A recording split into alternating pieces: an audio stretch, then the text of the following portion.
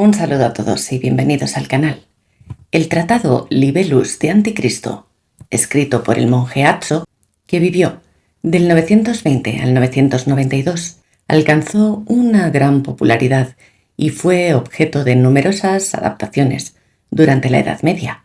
Al estudiar esta carta de Azzo, encontramos algunos puntos en común, otros no tanto, con las clases y charlas impartidas por el profesor Galerón en vídeos recientes sobre la temática del Anticristo y el Apocalipsis, probablemente porque ambos recogen información y hacen sus interpretaciones de las Sagradas Escrituras. Pero nos parece muy interesante contrastar estas reflexiones para dilucidar un poco más sobre los tiempos que estamos viviendo. Siempre con el máximo respeto, vamos a hacer este ejercicio de observación, de contraste, exponiendo algunas de las coincidencias en las interpretaciones de la biografía del Anticristo, perteneciente al siglo X, con las exposiciones del profesor Galerón, pertenecientes ya al siglo XXI.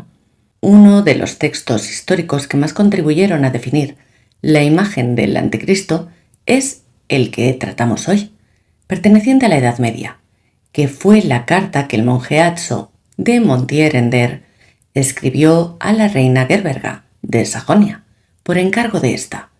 Vamos a profundizar en este texto, que en su momento gozó de gran popularidad, como puede deducirse de la cantidad de fuentes que lo incluyen posteriormente. En cuanto al contenido del texto, hay que mencionar que desde el principio Azzo establece la figura del Anticristo como la antítesis de Cristo, y lo hace a través de la explicación que da a su nombre. El prefijo de oposición marca sus rasgos. Mientras Cristo fue humilde, el Anticristo será orgulloso. Mientras Cristo exaltaba las virtudes, el Anticristo exaltará los vicios. Y así prosigue con su enumeración de características, por las cuales sabemos que el Anticristo habrá de romper con la ley evangélica, revivirá el culto a los demonios, buscará su propia gloria y se llamará a sí mismo Dios. Los referentes históricos del Anticristo se hacen presentes también en esta carta. Para Azzo, nombres como Antíoco, Nerón y Domiciano son ministros de su maldad, pero no son los únicos. La idea del Anticristo colectivo y presente queda expresada con la constatación de la existencia de anticristos de su tiempo, reconociendo el autor, bajo este nombre, a todo aquel que sea contrario a la justicia, y es por ello que ejercen como ministros de Satán.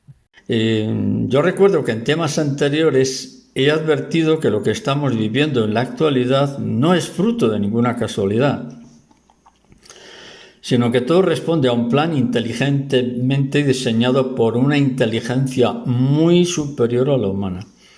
Y esa inteligencia claramente demoníaca ha planteado a través de la humanidad una guerra a muerte contra Dios. ¿Por parte de quién? Del príncipe, el del que era príncipe de todos los ángeles, que era Lucifer. Entonces, ante estos hechos que estamos viviendo, yo al menos me hago una pregunta. ¿Cuáles son los orígenes de este poder en la sombra que ha controlado el mundo desde la noche de los tiempos históricos hasta el presente? El protagonismo de Satanás en la historia de la humanidad ha sido constante, permanente, y ese protagonismo se ha acentuado de manera extraordinaria en estos momentos de la historia que nos toca vivir. Seguidamente, a modo en el que lo hacen las vidas de los santos, Azzo construye la biografía del Anticristo individual que ha de llegar previamente al fin de los días. En esto coincide también con el profesor Galerón, llamándolo el fin de los tiempos, que no el fin del mundo. El autor Azzo establece el origen del Anticristo en el seno de una familia judía, concretamente en la tribu de Dan. Por eso este personaje procede del Oriente Medio. Este personaje no ha nacido no sé, en Miami o por decir en Europa. No. Este ha nacido en el Oriente Medio, en la zona donde vivió Cristo. Porque si alguien me dice, no, el Anticristo es alemán. No, hombre, no digas tonterías. Para convencer, se tiene que saber que este ha nacido en la zona donde vivió Cristo. Si no, no sería creíble. Él nos explica que será concebido por la unión entre un hombre y una mujer, más concretamente, fruto de las relaciones incestuosas de su padre con su hija. Pero el diablo entrará en el útero de la madre en el mismo momento de la concepción.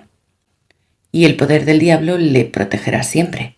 Lo que nazca de la mujer será totalmente malvado, totalmente maligno, totalmente perdido, y el autor se refiere a él como hijo de la perdición, el encargado de destruir a toda la raza humana. La siguiente cuestión que Atso trata es el lugar del nacimiento del anticristo. Atso lo sitúa en Babilonia, gran capital pagana persa, y afirma que crecerá en Betsaida. Veamos qué opina el profesor en referencia a la procedencia del anticristo. Yo creo que los dos tienen razón, que Babilonia es Estados Unidos, sí, en parte, que Europa también. Pero ¿por qué no lo aplicamos al resto del mundo? Porque el resto del mundo tampoco somos angelitos al resto.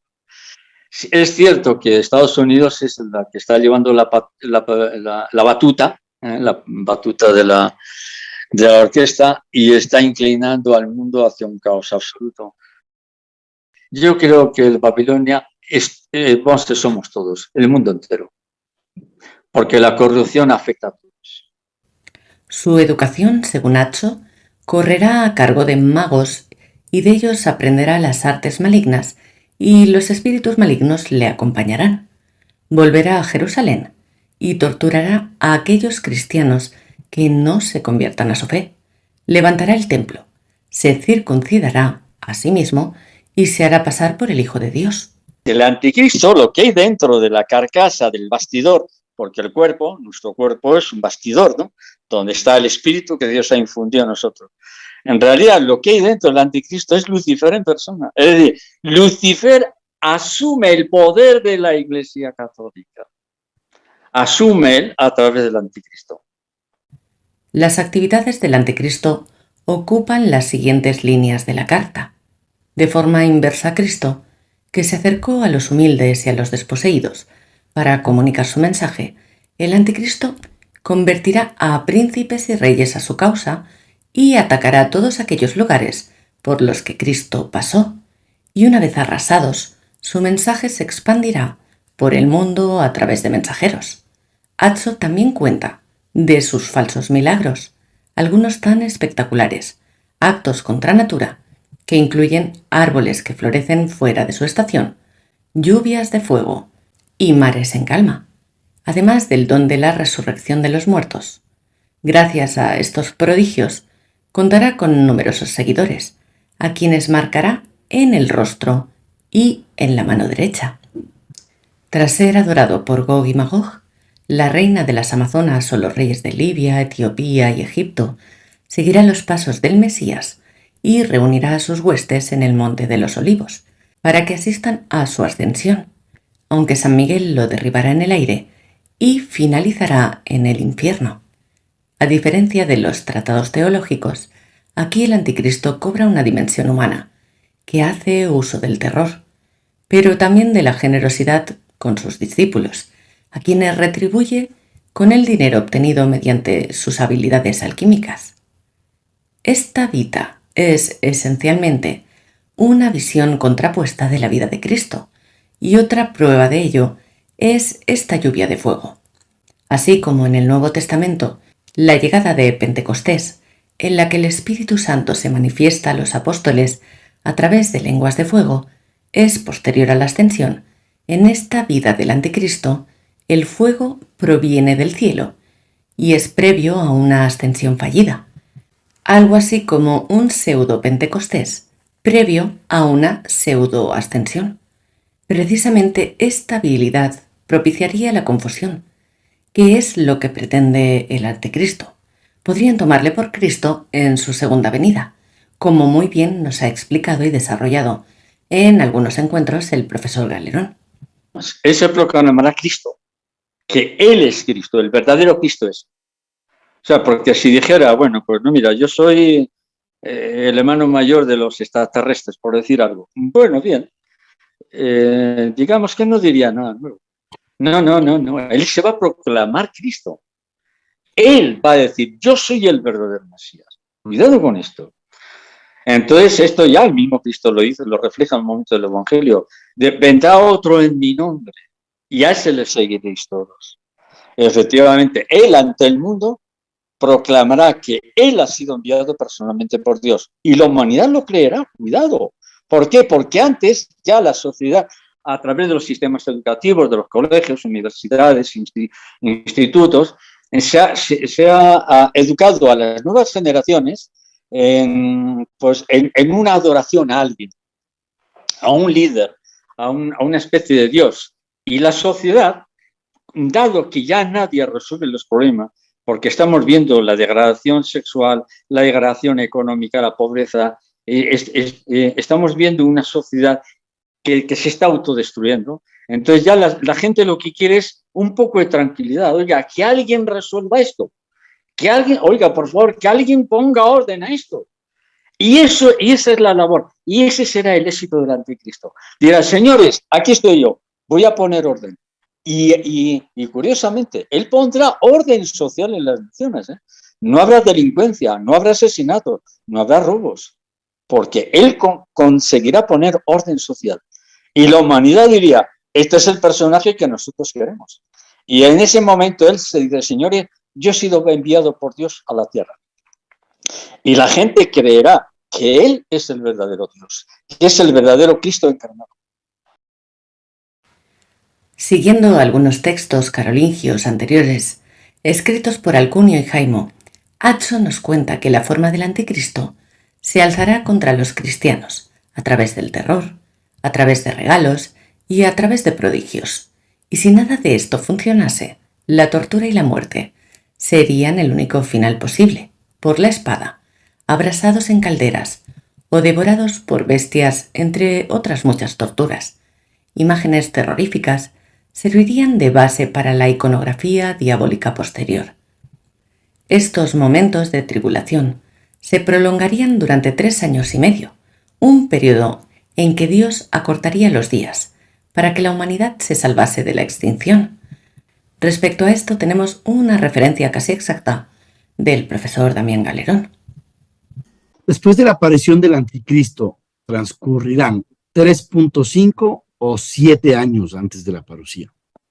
No, nadie va a aguantar 7 años, hombre, por favor, ¿no? Con la situación de caos social, del hambre, pestes, pandemias. 7 años, no, eso no lo aguanta nadie. Teóricamente, en teoría, son 3 años. No creo que sean los 3 años y medio que corresponde a los 1260 días. Yo creo que no se liga a los 1260 días una vez que eliminen la misa. Para establecer el momento de la llegada del anticristo, Azzo se remite a la segunda epístola de los tesalonicenses y refleja la condición imprescindible para esta venida, que es la disolución del Imperio Romano. Yo me entrevisté en Madrid con la Madre Nieves, que es una religiosa de las adoratrices, que en la época de Conchita de Garabandal estaba en Burgos, una ciudad del norte de España. Y en ese tiempo que estuvo con esta superiora, que era la tutora del colegio, pues le pasó mucha información. Le pasó mucha información sobre qué es lo que sucedió en Garabandal. Entonces, la Madre Nieves, en un momento de la entrevista que yo tuve con ella en Madrid, me dice, Conchita la dijo que por una revelación que le había hecho María, la Virgen María, poco antes podemos hablar de unos meses, no creo que sea años, poco antes del aviso, habrá un sínodo muy raro en la Iglesia, que ese sínodo, sin ninguna duda, para mí, por equivocarme, sin ninguna duda, es el sínodo que se va a celebrar en octubre. Es el sínodo de la sinodalidad, que ya solo pronunciarlo me produce carcajada, es un desmadre. Y dice, poco después de ese sínodo raro significa que no es canónico, que lo que se está haciendo en ese sínodo no pertenece a lo que es la Iglesia, a lo que es la doctrina de la Iglesia. Poco después de ese sínodo, la humanidad vivirá el aviso. Poco después, insisto, el término poco lo interpreto como pocos meses, poco tiempo. Entonces, el aviso, el aviso precede a la aparición del anticristo. Y desde mi punto de vista, el aviso sería simultáneo a la Tercera Guerra Mundial. Porque, repito, el anticristo no puede aparecer si primero no es el aviso. Entonces, ¿estamos ya en qué? Pues estamos ahí, a 2 pasos, a la vuelta de la esquina está todo ya. Octubre es el sínodo. Y dice que ese sínodo es poco antes del aviso. Entonces, la guerra o la aparición del anticristo, ¿cuándo sería en el escenario mundial? En base a esta información que acabo de dar, pues entre finales del 23 y los inicios y el medio año del 24, en base a esos datos, pueden fallar, por supuesto que pueden fallar esos datos, pero si no fallan esos datos que estoy dando, lo que nos viene es de una dinámica impresionante. Es decir, que entre finales de este año y el año que viene se desencadena todo. La guerra y la aparición del anticristo. Pese a ello, tranquiliza al lector, en este caso a Gerberga, en su momento, que es a quien se dirigía, afirmando que ese momento aún quedaba lejano. Lo que quedaba del imperio, su dignidad, seguiría en pie. Establece que será el más grande de los reyes francos, aquel que depositará su cetro y su corona en el Monte de los Olivos, acto que simbolizará la culminación y el fin del imperio. Precisamente entonces el anticristo se revelará con todas las características antes mencionadas, siendo hombre o en forma humana, como también nos advirtió el profesor. Pero a pesar de ello, fuente de todo pecado e hijo de la perdición. Además, será venerado por encima de todos los dioses, incluyendo los dioses paganos y la Santísima Trinidad. Tiene que imitar, él imitará a Cristo en todo. Le imitará en los movimientos, en lo que habla, le imitará en todo y lo hará muy bien la imitación. Por eso engañará a la humanidad de que él es el verdadero Cristo. Y la humanidad lo creerá.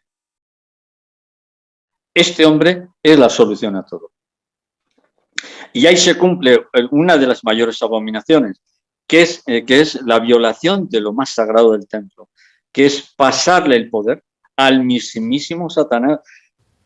Menciona Atso también a Elías y Enoc, identificados como los 2 profetas que anunciaba el capítulo 11 del Apocalipsis y al que el apócrifo Apocalipsis de Elías daba nombre.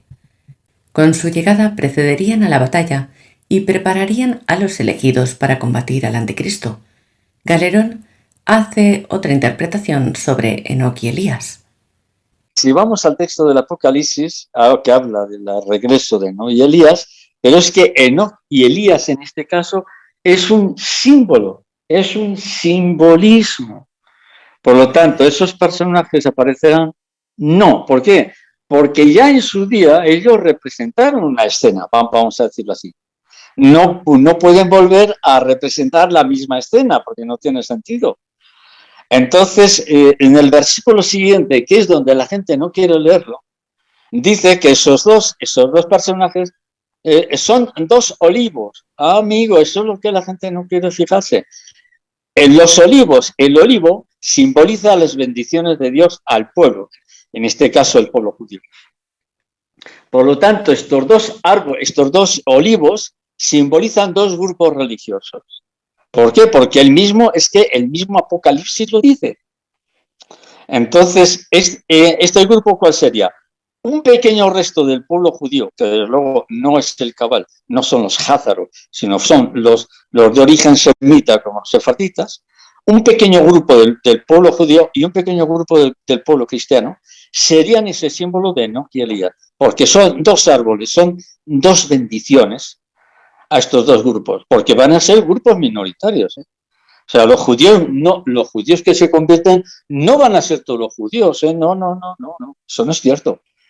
Va a ser un pequeño grupo que representa lo que fue Israel nada más. El final del anticristo es también el apartado final de la carta de Atso.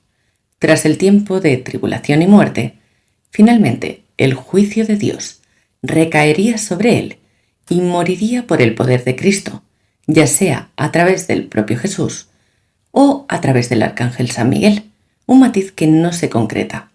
Esta indefinición puede reflejar la confusión que en ese tiempo existía respecto a esta cuestión.